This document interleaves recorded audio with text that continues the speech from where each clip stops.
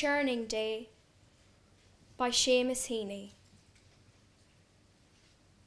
A thick crust, coarse-grained as limestone rough cast, hardened gradually on top of the 4 crocks that stood, large pottery bombs, in the small pantry.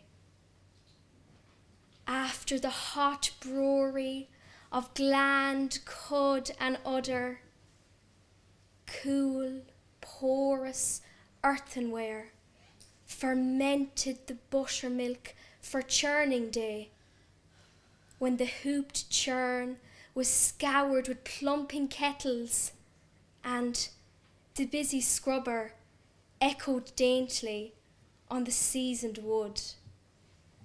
It stood then, purified, on the flagged kitchen floor.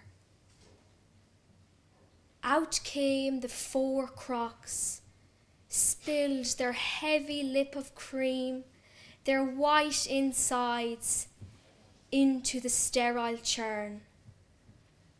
The staff, like a great whiskey muddler fashioned in deal wood, was plunged in, the lid fitted. My mother took first turn, set up rhythms that slugged and thumped for hours. Arms ached, hands blistered, cheeks and clothes were spattered with flabby milk. Where finally gold flecks began to dance, they poured hot water then, sterilised a birchwood bowl and little corrugated butter spades.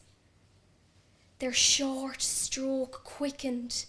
Suddenly a yellow curd was waiting the churned up white, heavy and rich, coagulated sunlight that they fished, dripping in a wide tin strainer, heaped up like gilded gravel in the bowl. The house would stink long after churning day, acrid as a sulphur mine. The empty crocks were ranged along the wall again. The butter, in soft printed slabs, was piled on pantry shelves. And in the house we moved with gravities. Our brains turned crystals, full of clean deal churns. The plash and gurgle of the sour-breathed milk, the pat and slap of small spades on wet lumps. At the Wellhead by Seamus Heaney. Your songs, when you sing them with your 2 eyes closed, as you always do, are like a local road we've known every turn of in the past. That midge-veiled, high-hedge side road where you stood, looking and listening until a car would come and go and leave you lonelier than you had been to begin with. So sing on, dear shut-eyed one, dear far-voiced veteran. Sing yourself to where the singing comes from, ardent and cut off, like our blind neighbour who played the piano all day in her bedroom. Her notes came out to us like hoisted water ravelling off a bucket at the Wellhead. Where next thing we'd be listening, hush and awkward. that blind from birth, sweet-voiced, withdrawn musician, was like a silver vein in heavy clay, night water glittering in the light of day, but also just our neighbour, Rosie Keenan. She touched her cheeks. She let us touch her braille in books, like books wallpaper patterns came in. Her hands were active and her eyes were full of open darkness and a watery shine. She knew us by our voices. She saw whoever or whatever. Being with her was intimate and helpful, like a cure you didn't notice happening. When I read a poem with Keenan's well in it, she said, "I can see the sky at the bottom of it now." The Explosion by Philip Larkin. On the day of the explosion, shadows pointed towards the pit head. In the sun, the slag heap slept. Down the lane came men in pit boots, coughing oath-edged talk and pipe smoke, shouldering off the freshened silence. One chased after rabbits, lost them, came back with a nest of lark's eggs, showed them, lodged them in the grasses. So they passed in beards and moleskins, fathers, brothers, nicknames, laughter, through the tall gates standing open. At noon, there came a tremor. Cows stopped chewing for a second. Sun, scarfed as in a heat haze, dimmed.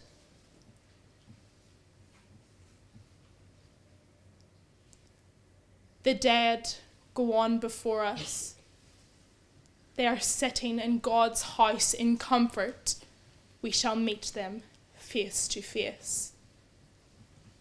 As plain as lettering in the chapels, it was said. And for a moment, the wives saw the men of the explosion, larger than of life they managed. Gold, as on a coin, or walking somehow from the sun towards them. One showing the eggs, unbroken. The Colonel by Caroline Forche.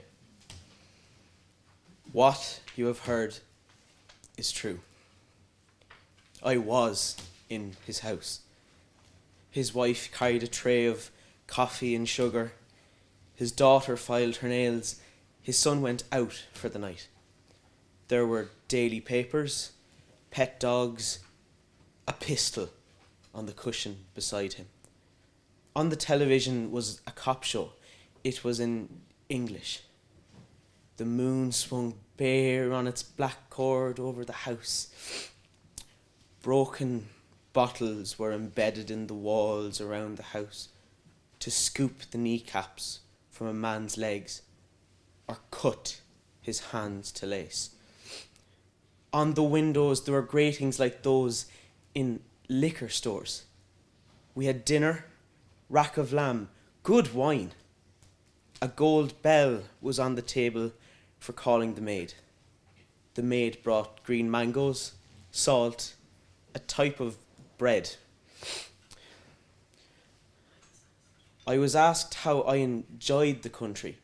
There was a brief commercial in Spanish. His wife took everything away. There was some talk then of how difficult it had become to govern. The parrot said hello on the terrace. The Colonel told it to shut up and pushed himself from the table. My friend said to me with his eyes, "Say nothing."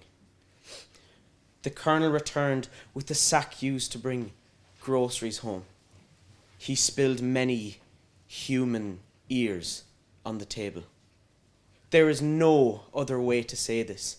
He took one of them in his hand, shook it in our faces, dropped it into a water glass.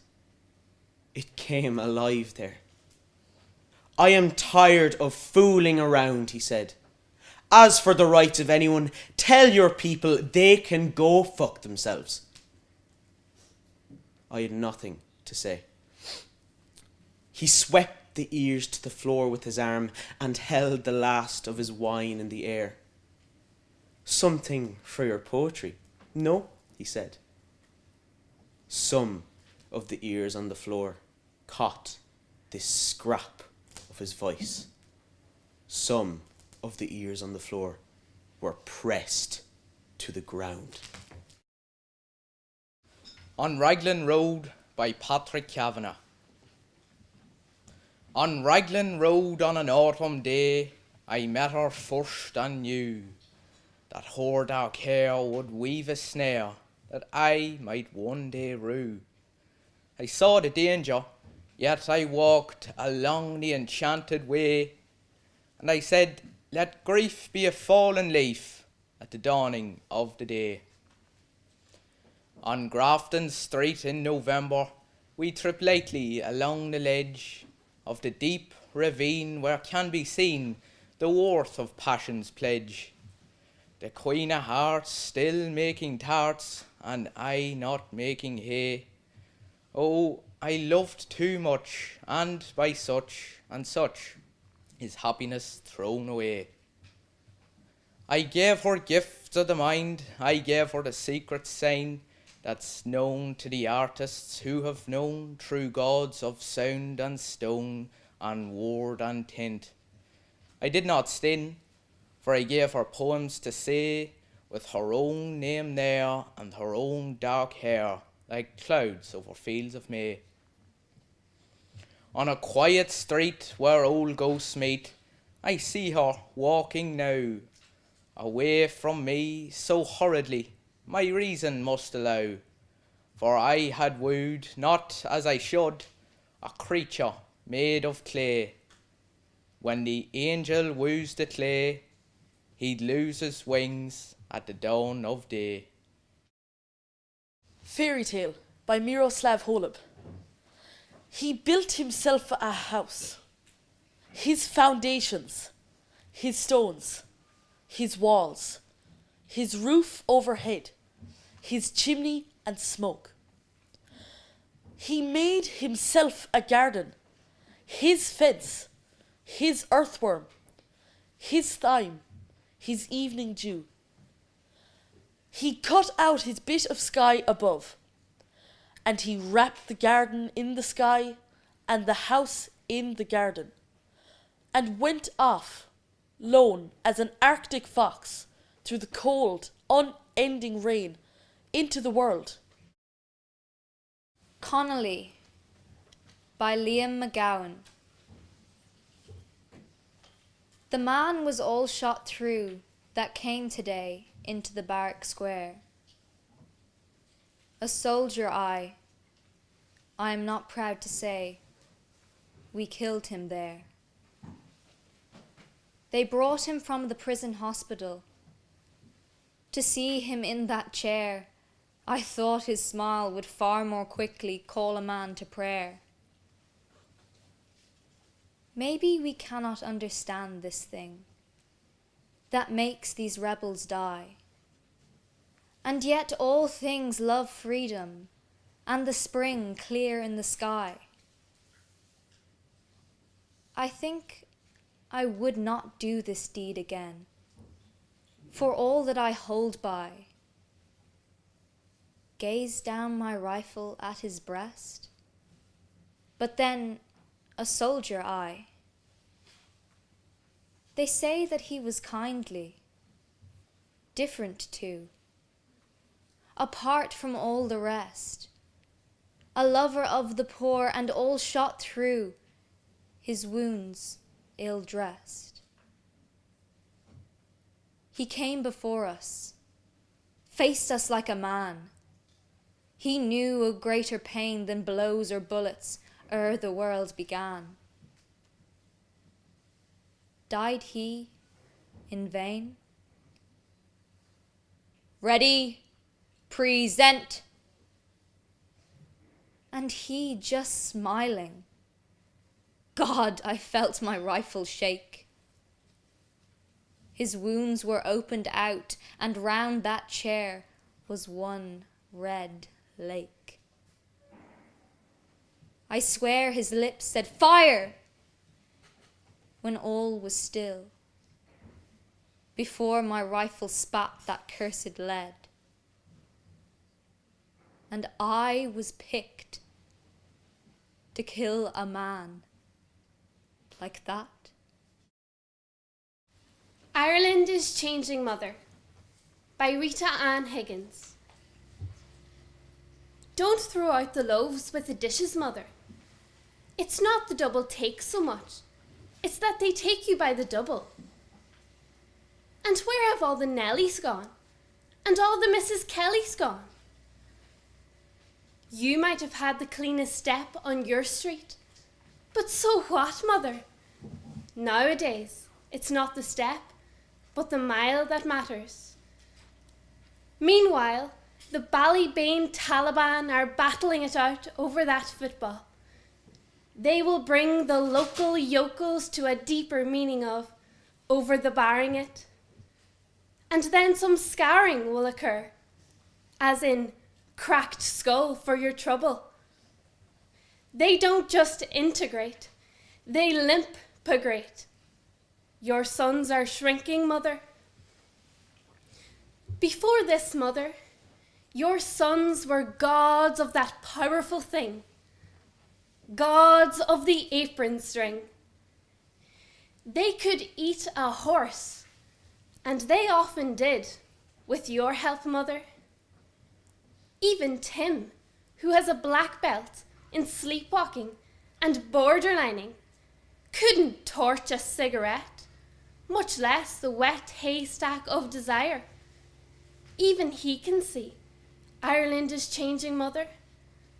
Listen to Black Belt Tim, Mother.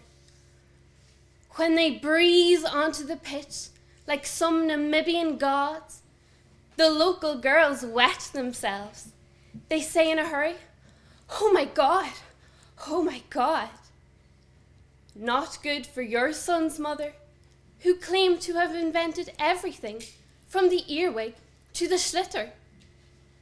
They were used to seizing Cynthia's hips, looking into her eyes and saying, "I'm Johnny come lately.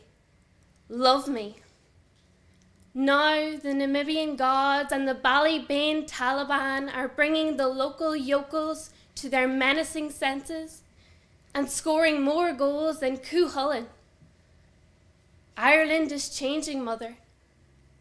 Tell yourself. Tell your sons. Dublin Made Me by Donna McDonough. Dublin made me, and no little town with the country closing in on its streets. The cattle walking proudly on its pavements. The jobbers, the gombeen men and the cheats, devouring the fair day between them. A public house to 100 men. The teacher, the solicitor, the bank clerk and the hotel bar drinking for 10. Dublin made me, and not the secret potching still, the raw and hungry hills of the west. The lean road flung over profitless bog, where only a snipe could nest.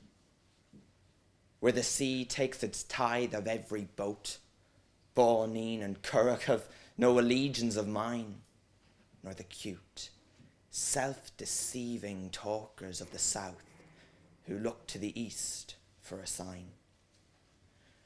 Nor the soft and dreary midlands with their tame canals, wallow between sea and sea, remote from adventure. And northward, a far and fortified province crouches under the lash of arid censure.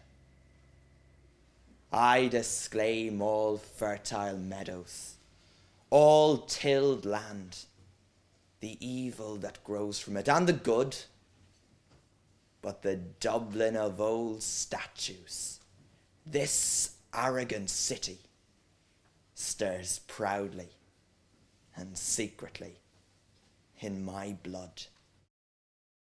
Stony Grey Soil by Patrick Kavanagh. Oh, stony grey soil of Monaghan, the laugh for my love you thieved. You took the gay child of my passion and gave me your clod conceived.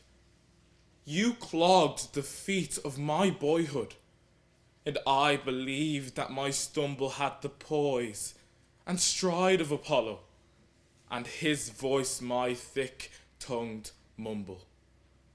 You told me the plough was immortal. Oh, green life, conquering plough. Your mandrel strained, your coulter blunted in the smooth leaf field of my brow.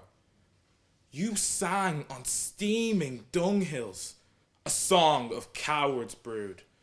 You perfumed my clothes with weasel itch. You fed me on swinish food. You flung a ditch on my vision of beauty, love, and truth. Oh, stony grey soil of Monaghan, you burgled my bank of youth, lost the long hours of pleasure, all the women that love young men. Oh, can I still stroke the monster's back, or write with unpoisoned pen his name in these lonely verses? Or mention the dark fields where the first gay flight of my lyric got caught in a peasant's prayer? Mullahinsha, Drummerill, Black Shanko, wherever I turn, I see, in the stony grey soil of Monaghan, dead loves that were born for me. Thank you.